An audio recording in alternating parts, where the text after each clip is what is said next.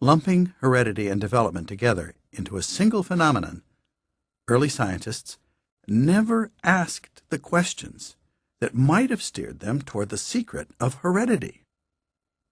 Nevertheless, the effort had been underway in some form since the dawn of Western history.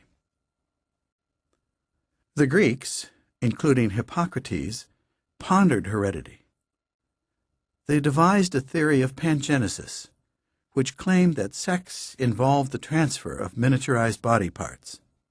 Hairs, nails, veins, arteries, tendons, and their bones, albeit invisible as their particles are so small. While growing, they gradually separate from each other.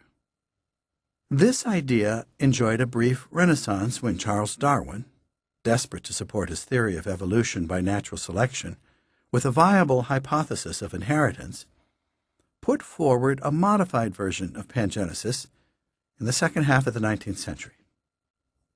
In Darwin's scheme, each organ, eyes, kidneys, bones, contributed circulating gemmules that accumulated in the sex organs and were ultimately exchanged in the course of sexual reproduction. Because these gemmules were produced throughout an organism's lifetime, Darwin argued any change that occurred in the individual after birth, like the stretch of a giraffe's neck imparted by craning for the highest foliage, could be passed on to the next generation. Ironically, then, to buttress his theory of natural selection, Darwin came to champion aspects of Jean-Baptiste Lamarck's theory of inheritance of acquired characteristics, the very theory that his evolutionary ideas did so much to discredit. Darwin was invoking only Lamarck's theory of inheritance. He continued to believe that natural selection was the driving force behind evolution, but supposed that natural selection operated on the variation produced by pangenesis. Although Mendel published his results shortly after The Origins of Species appeared, Darwin was never aware of them. Had Darwin known about Mendel's work, he might have been spared the embarrassment of this late-career endorsement of some of Lamarck's ideas. Whereas pangenesis supposed that embryos were assembled from a set of minuscule components, another approach, preformationism, avoided the assembly step altogether. Either the egg or the sperm, exactly which was a contentious issue, contained a complete, preformed individual called a homunculus. Development was therefore merely a matter of enlarging this into a fully formed being. In the days of preformationism, what we now recognize as genetic disease was variously interpreted, sometimes as a manifestation of the wrath of God or the mischief of demons and devils, sometimes as evidence of either an excess of or a deficit of the father's seed, sometimes as the result of wicked thoughts on the part of the mother during pregnancy. On the premise that fetal malformation can result when a pregnant mother's desires are thwarted, leaving her feeling stressed and frustrated, Napoleon passed a law permitting expectant mothers to shoplift. Well, none of these notions, needless to say, did much to advance our understanding of genetic disease. By the early 19th century, better microscopes had defeated preformationism.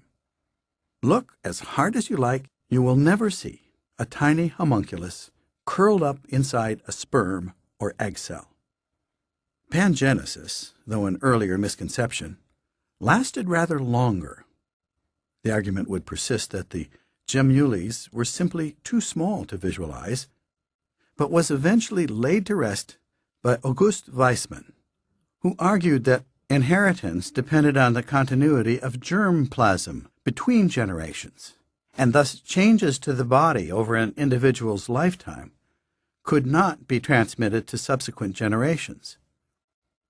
His simple experiment involved cutting the tails off several generations of mice.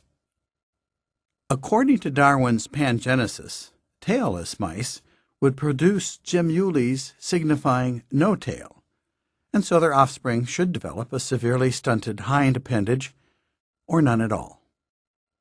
When Weismann showed that the tail kept appearing after many generations of amputees, pangenesis bit the dust. Gregor Mendel was the one who got it right. By any standards, however, he was an unlikely candidate for scientific superstardom.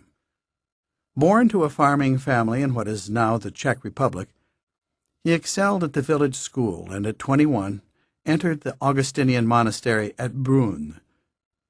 After proving a disaster as a parish priest, his response to the ministry was a nervous breakdown, he tried his hand at teaching. By all accounts, he was a good teacher. But in order to qualify to teach a full range of subjects, he had to take an exam. He failed it. Mendel's Father Superior, Abbot Knapp, then dispatched him to the University of Vienna, where he was to bone up full-time for the retesting. Despite apparently doing well in physics at Vienna, Mendel again failed the exam, and so never rose above the rank of substitute teacher. Around 1856, at Abbot Knapp's suggestion, Mendel undertook some scientific experiments on heredity. He chose to study a number of characteristics of the pea plants he grew in his own patch of the monastery garden. In 1865, he presented his results to the local Natural History Society in 2 lectures, and a year later published them in the Society's journal.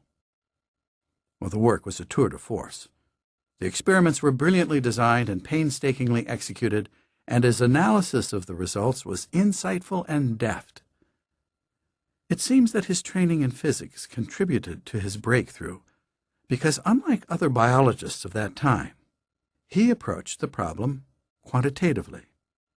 Rather than simply noting that crossbreeding of red and white flowers resulted in some red and some white offspring, Mendel actually counted them, realizing that the ratios of red to white progeny might be significant, as indeed they are. Despite sending copies of his article to various prominent scientists, Mendel found himself completely ignored by the scientific community. His attempt to draw attention to his results merely backfired.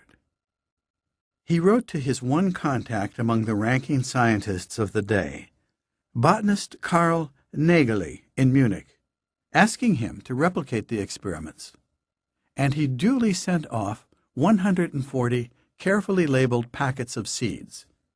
He should not have bothered.